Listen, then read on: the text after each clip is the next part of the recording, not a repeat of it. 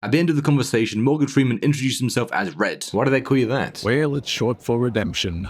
Shawshank Redemption. Welcome to a bad recap of the Shawshank Redemption. Movie starts with man in car. How cringe. Oh, he's drinking? How based. This is Andy Dufresne, and he's on trial for murdering his wife and her boyfriend. Yeah, you heard me. She was cheating. I mean, not that there's anything wrong with that. I've been cheating on my wife for years now. Andy insists that the only thing he dabbled in was some booze cruising, or drunk driving. But the lawyer has a lot of evidence that points towards him being guilty. Who would win? A carefully put together argument that is well researched and backed by heaps of irrefutable evidence. He ends up getting 2 life sentences. That's one less than my mother got. Better call Saul! At the prison, the new convicts line up and meet the warden, Norton, as in Norton Here's a Who. He tells them that rule 1 in his prison is no blasphemy. I mean, do you think murder or not flushing would come up first? But no, he rattles off a few more rules, declaring 33 in total. Wonder why he didn't announce rule 34. All of the inmates are then given a good shower, I mean pressure wash, and get doused in cocaine. They then get marched to their cells completely naked, which is as inhumane as it is funny. Narrator Morgan Freeman claims that on the first night, somebody always breaks down the grind. And earlier in the film, he and some other inmates actually made bets on who would crack first. So Morgan bet on Andy because he's an idiot, and this guy Haywood bet on this gentleman who he described as the chubby fat ass. That's not very nice. However, it is funny. No harm, no foul. As soon as the guards leave, everyone starts to break the new guys, and lo and behold, who breaks first? The fat ass. And it's fat ass! I know! I want to go home! I want my mother! I got that! All of the noise attracts Captain Hadley, who is literally played by Mr. Krabs, back to the cell block, where he effectively deals with the upset chubster. American police work at its finest. The next day, Andy eats breakfast alone. Relatable. But he does choose the table right next to the rest of the main characters. God, how convenient. We also find out that the fat ass is recovering well in the infirmary. Just kidding, he's dead. Next up, we got the awkward group shower. Luckily, this part isn't relatable because I don't shower. While cleaning himself, Andy gets approached by this very friendly and I'm assuming respectable individual. The movie cuts forward a month, and Andy has his first full conversation with another inmate. You see, Morgan Freeman's character is a fixer, someone who specializes in smuggling contraband into the prison. I'm not going to explain how he manages this, because I don't know. Andy asks for a rock hammer, so he can hammer his rocks. I don't know. At the end of the conversation, Morgan Freeman introduced himself as Red. Why do they call you that? Well, it's short for redemption. Shawshank Redemption. As Andy walks away, narration Red claims that he liked Andy from the start. Now, it's not a competition, but I think there may be people in the prison who like him a bit more than you do. We see a montage of Andy Druckhammer being smuggled into the prison. Once he sees it, Red states that it would take a man 600 years to turn out of prison with it. What a random trivial fact, and I'm sure it's in a reference to the end of the film. Later, while working, Andy gets cornered by his shower time friends, who really want to introduce him to, their penises. That's the best way I can describe what follows. For the next 2 years, Andy would appear with bruises every now and again, insinuating that the men would do the horizontal tango with him whenever they felt like it. Yeah, just truly horrible. I really hope these characters don't get any redemption. Any Shawshank Redemption. Anyway, eventually some outside work is required, which comes with perks and privileges inside of the prison, and Red bribes the guards to pick him and his friends, including Andy. Pretty sure that's extortion, and that's illegal. Send this man to Wait a minute. One day while doing the work, Mr. Krabs, who is supervising, is chatting with the other officers. He says some lawyer contacted him to tell him his brother had died. Oh, damn, Byron, I'm sorry to hear that. I'm not. He stole me formula and fucked me wife. His brother left him $35,000 in his will. Adjusted for inflation, that's nearly $500,000. My brother would never. He's a dickhead. However, Mr. Krabs complains about how the taxes will eat away his money and leave him with nothing. Damn, I hate taxes. That's why I don't pay them. I forgot to mention this because I'm dumb. But before being sent to jail, Andy was a very successful banker. Just like how I'm a very successful wanker. He overhears the conversation and approaches the guards to try and help Mr. Krabs. Do you trust your wife? Andy, you moron. That's possibly the worst opening he could have used. Obviously, this leads to Mr. Krabs attempting to push Andy off the roof. But once he elaborates on his poor social skills, Andy explains that he can actually gift the money to his wife without the pesky IRS getting involved. Apparently, they allow a one-time only gift to a spouse of up to $60,000. Now, I don't know if this is true because I'm an idiot, not a banker, but I'm not going to try and find out because my spouse is dead. Andy offers a trade deal. He'll set up the tax-free gift in exchange for 3 beers of each for the men working. How brave. We get a nice shot of the boys drinking their beers on the roof, but Andy isn't drinking because we saw at the start of the film that he only likes to drink when behind the wheel of a car. Alcoholism doesn't run in his family, it drives. It's movie night at the prison and they're watching. I love this one. Andy tries to talk to Red in the middle of the film, who politely tells him to fuck off. This is the part I really like, is when she does that shit with her hair. Oh yeah, I know, I've seen it 3 times this month. Andy has a new smuggling request. He asks for Rita Hayworth, a woman. Andy never specified whether he wanted the actual Rita Hayworth or just a body pillow. I mean, Red had the opportunity to do something really funny here, but he blundered it, and I hate it. Andy then gets up to leave and, oh, bloody hell, quit being a prick, Andy. No one can see the film, you're in the way. Oh, Jesus. I hope something bad happens to you. Oh no. Andy picks up this item and hits the molesters really hard with it. Reel? Like a film reel? That was about as funny as what they're planning to do to Andy. He's pulling his cock out! The leader of the gang is like, I'm going to let sex in your mouth and you're going to let swallow. I'm gonna chop your dick off. What? I'm gonna clamp down and turn your dick into Swiss cheese. Yeah, well, you do that and I'm gonna stick these 8 inches in your ear. Wait, which 8 inches? This one. So you're gonna do me like Homelander. The fuck is a Homelander? Andy gets beaten within an inch of his life and spends a month in the infirmary. Is healthcare free in prison, or does Andy owe the warden like $1 million?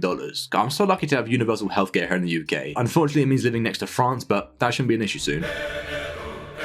After spending a week in the hole, not a literal hole, that'd be far too cool. Sexual assault of Walter, what a good name. I just came up with that. I do hope this character stays in the film so I can use the nickname more. That shit. Mr. Krabs is waiting in his cell and says, This one's for Andy. Prepare for your Shawshank Redemption. This beating is very harsh, but also very deserved, you know, because he's ginger. The boys decide they want to give Andy a welcome back present once he recovers from the beating. Earlier in the film, he mentions he likes chess, loser, and wanted to create his own board. So Red suggests they get him some rocks, or minerals for the more geologically inclined. After leaving the infirmary, Andy finds his care package in his cell, including Rita Hayworth. How they fit her in that tube? Oh, it's a poster.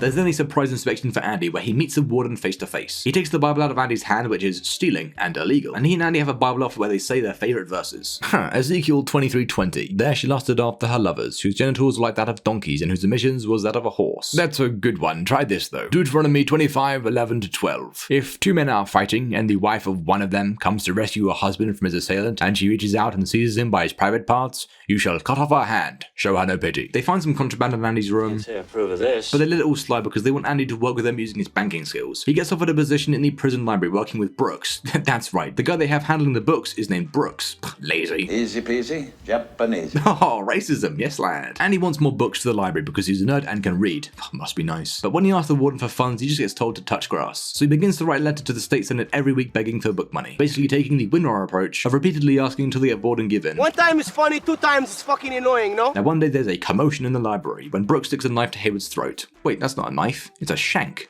Shawshank. You see, Brooks' parole has come through, meaning that after 50 years he's being released from prison. Now you'd think this would be good news, but no. He spent so long in prison that he's become institutionalized and can't function on the outside. This is exactly what happened to me in my first marriage. The world has changed so much since Brooks went to prison. There are cars everywhere, women can now vote. Holy shit, is that a black man? We see him struggle to readjust to his new environment, and fucking hell this scene is sad. If I could, I'd be crying right now. But luckily I lost my emotions in the accident. The scene ends with Brooks carving a message into the wooden beam in his room, and yeah, what you'd expect to be a really emotional but happy scene where an old man finally experiences freedom ends with... One day a ton of books and shit arrives at the prison in response to Andy's weekly library letters. But it's not enough, he's greedy, he wants more, but knows he shouldn't. He vows to now write 2 letters a week until the Senate satisfies his book addiction. This guy is like, I'm gonna go take a... And when I get back, this better be gone, or I'll kill you. Have you seen how many crates there are? How long are you gonna spend on the toilet? Oh, wait, I get it. While Andy's alone in the office, he commits a wee bit of tomfoolery. He finds a vinyl in one of the crates, locks all the doors to the room, and plays the music over the speaker system for all the inmates. Now the stunt does earn him 2 weeks in solitary, but it was funny. Andy's more annoying 2 letters a week strategy pays off, and the state senate approves annual funds of $500 for the library, or about $5,500 today. We've got here the official guide to drawing furry fan fiction. Trade skills and hobbies goes under educational. Stack behind The finished library is very cool and even has a music station.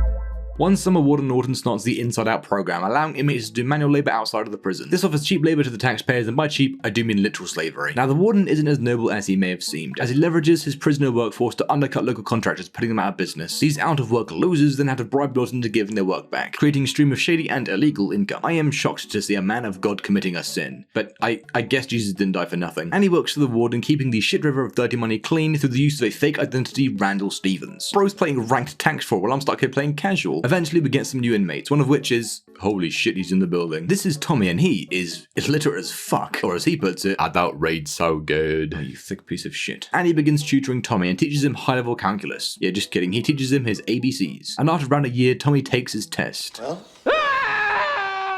Later, Tommy's hanging out with Red, talking about Andy. Smart fella, ain't he? He's more of a fart smeller. Red tells him Andy's story about why he's in prison, which reminds him of something. They get together with Andy and Tommy tells them about someone he had 4 years ago who apparently talked all the time, bragging about his crimes. I would do the same if my crimes weren't lame as hell. Anyway, Tommy recalls that one evening the guy bragged about murdering a golf pro who was having an affair with the wife of a banker, and how the banker got it pinned on him and went to jail. A story that perfectly lines up with what Red just told Tommy about Andy's sentence. This is dumb. I mean, Tommy tells him how annoying this guy was and how all he did was talk, but somehow he recalls one specific evening from 4 years ago and all the important details about it, yeah, fuck you, Tommy, your sideburns look dumb. Andy goes straight to the warden and asks if he can apply for another trial since this new evidence has come to light. And the warden, being a child of God, is super understanding and helps his neighbor.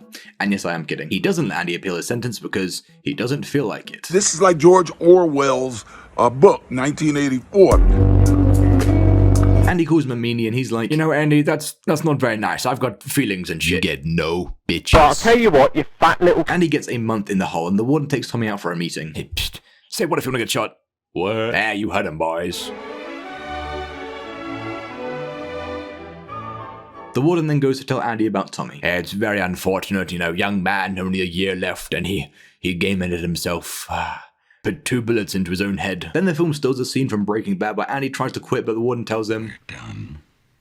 When I say we're done. After his stint in solitary, Andy tells Red about what he wants to do when he gets out. Bit optimistic, but he's depressed, leave him be. He says he wants to move down to the Pacific coast in Mexico. I mean, I'd rather stay in jail, but okay. Andy asks Red if he ever gets out to go and visit a tree in a field in Buxton. Andy, do you have the slightest idea how little that narrows it down? No, this tree is next to a wall. Oh, no kidding. I know that one. Now that talk made Red think that Andy was planning on, game-ending himself. You know, walking to a creeper in hardcore mode. Oh, shit. What? Andy came by and asked for a rope. And you gave it to him? He asked very polite like. That evening, Andy's finishing his day of work with the warden, who gives him his clothes to take to the laundry as well as his shoes to shine. That night, Red doesn't sleep much, knowing Andy's probably in his cell watching his final Family Guy Funny Moments compilation. And the next morning at roll call, Andy doesn't come out of his cell. Don't make me come.